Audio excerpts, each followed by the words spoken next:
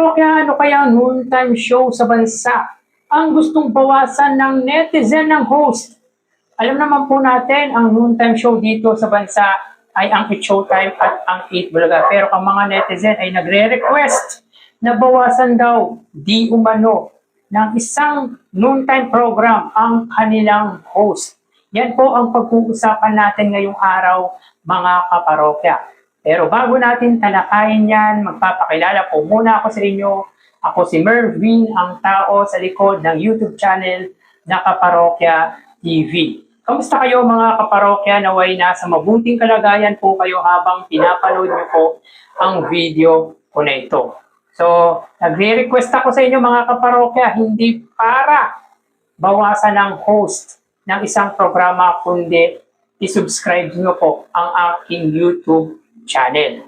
Pakilike nyo na rin mga kaparokya nang sa gayon ay mas dumami po makapanood ng mga ina-upload po nating video araw-araw. Maraming salamat po at sobrang na-appreciate ko po kayo mga kaparokya. And don't forget mga kaparokya na paki-follow po ang aking TikTok account named Kaparokya TV. May kita po dito sa screen ng monitor ng cellphone ninyo or ng TV ninyo.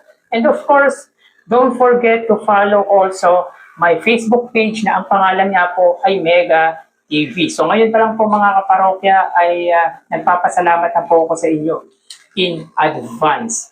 So yun nga po mga kaparokya, may nabasa nga po tayo upon scrolling sa ating social media, particular sa Facebook, na kung saan ay may mga netizen nga po na nagre-request na magbawas daw ng host.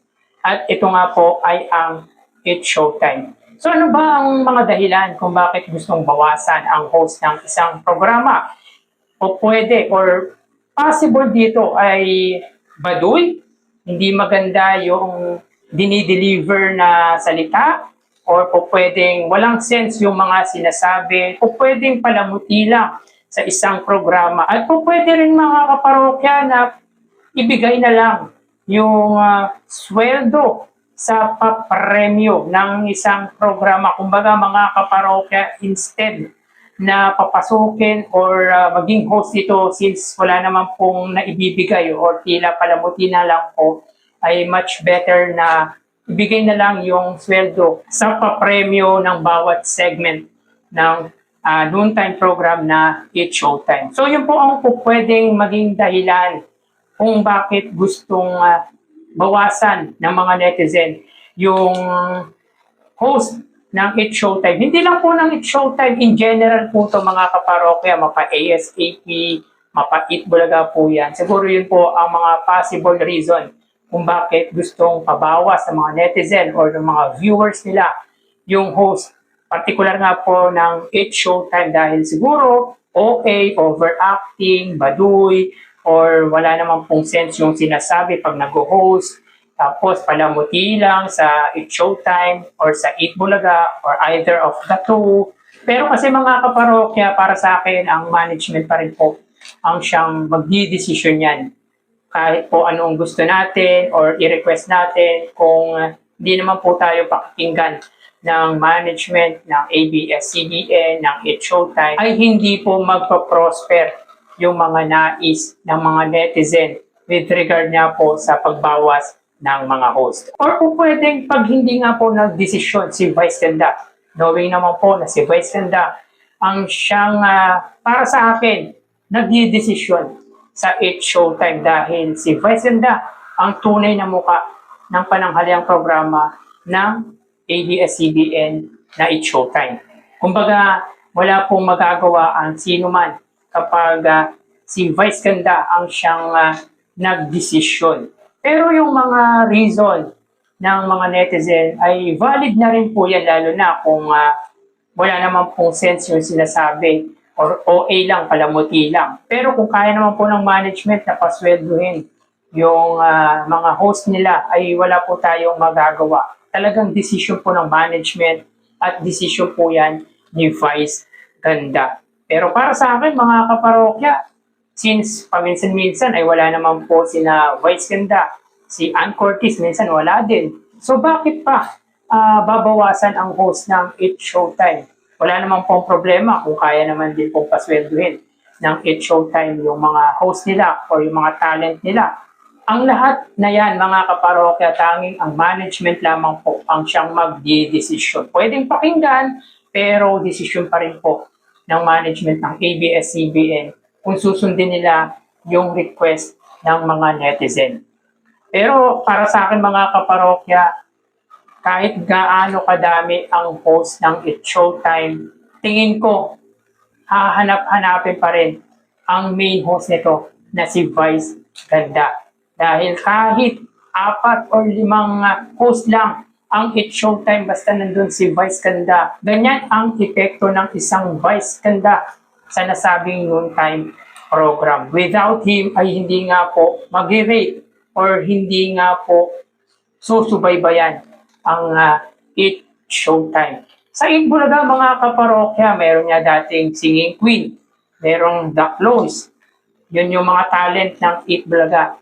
Dati napapanood niya po ang Singing Queens, but ngayon po ay hindi sapagkat wala na nga po yung sarili nilang segment na pera fee. Pero maituturing pa rin po silang talent ng Itbulaga, which is o pwedeng hugutin ang sino man po sa The Clones, sa pera fee or sa Singing Queen kapag kailangan po nila or kapag kulang nga po ng host. Tulad nga po nangyari netong nagdaang araw na wala si Wally, wala si Paulo, Ryan Agoncillo, even si Bossing Vic Soto, minsan pa nga po si Maine Mendoza nawawala. Kumbaga, meron pa rin at meron silang huhugutin sa The Singing Queen, sa The Clones, even si Atasha Mulak ay nauhugot nila pag kailangan na kailangan. So dito makikita, mga kaparokya, na kahit wala ang original host ng Itbulaga, kahit wala si Jose, ay relevant pa rin po. Kumbaga, papanoorin pa rin po ang Itbulaga. Dahil malaking tulong po talaga, mga kaparokya, yung segment. Segment talaga ang nagdadala sa isang programa. Kapag hindi maganda ang segment mo, ay hindi po talaga susubaybayan yan. Ano bang segment ang sobrang patok na patok sa ating bansa?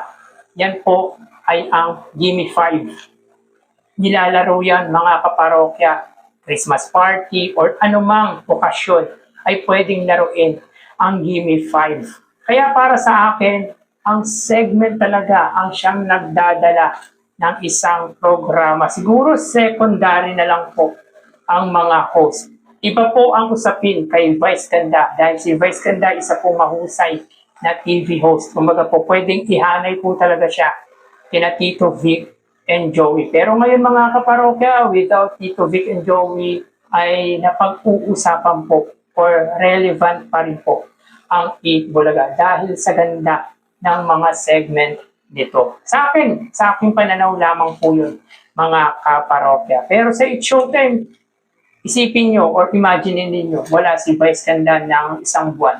Medyo yung views po nila sa online ay talagang bumagsak po. Unlike ngayon, mga kaparokya, kitang-kita yung taas ng viewership ng It's Showtime sa kanilang main YouTube channel. Talagang umaabot po ng mahigit 100,000 ang viewership ng It's Showtime dahil nandyan niya po ang presensya ni Vice Ganda.